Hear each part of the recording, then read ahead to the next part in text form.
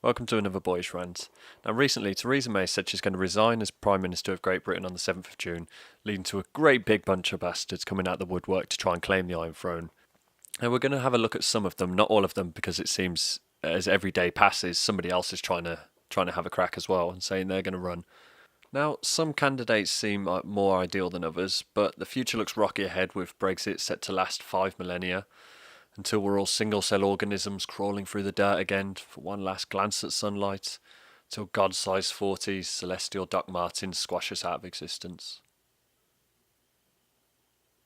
But until then, let's have a look at the candidates. First up, we have the longest-serving Health Secretary, Jeremy Hunt, who looks like he can see my darkest secrets. He's currently serving as Foreign Sec after Boris Johnson resigned.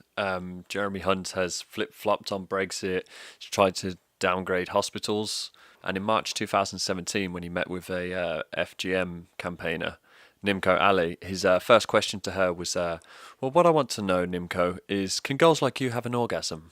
Also, if you're thinking I purposely chose a freaky looking picture of Jeremy Hunt, you're wrong. It's the one from his fucking Wikipedia. Next is Boris Johnson. Former mayor of London. When asked recently if he was going to run for it, he said, well, of course I'm going to run. Bully, bully, bully, bully, bully, bully, bully. Bully, bully, bully, bully, bully, bully, bully. Boris is the face of the Leave campaign. He's a strong Brexiteer. Bully, bully, bully, bully, bully, bully, bully, bully, bully. His full name is Alexander Boris de Pfeffel Johnson, which sounds pretty Russian when said with an accent. Hello, my name is Alexander Boris de Pfeffel Johnson, but call me Boris. Now, although he is in favour of legalising medical marijuana for severe and chronic pain, he also has a short temper. It's very brash, causing him to act out publicly without any real thought coming behind it or the consequences. He was once upset with a Telegraph article about him, so he emailed the commissioning editor simply with the words, fuck off and die. Oh, Boris. Boris, Boris, Boris. Boris! Dominic Raab wants a crack at the title as well. Now, I don't trust this one. It looks like an evil character that Mark Strong would play in a film. Strong Brexiteer, former Justice Minister in 2015 before being sacked by Theresa May. Became a Brexit Secretary until he resigned over Theresa May. I mean, it's the perfect fucking vengeance story. And ooh, that bod, Mr. Raab.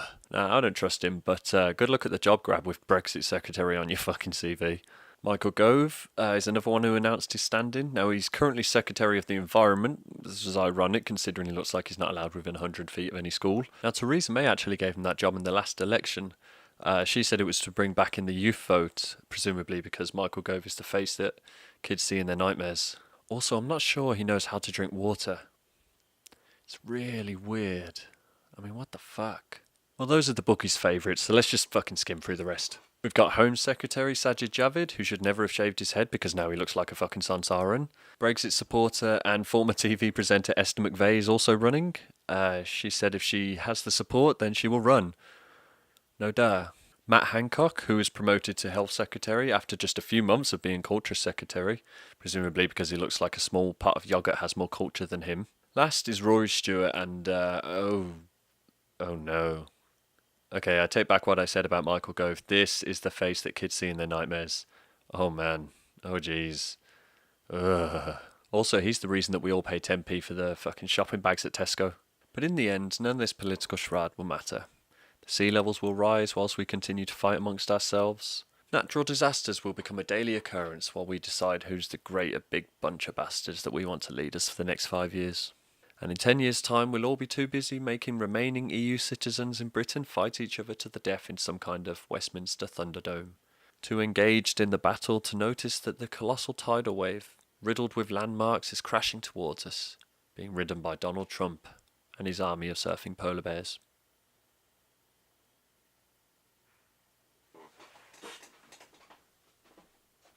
But at least Theresa May's gone.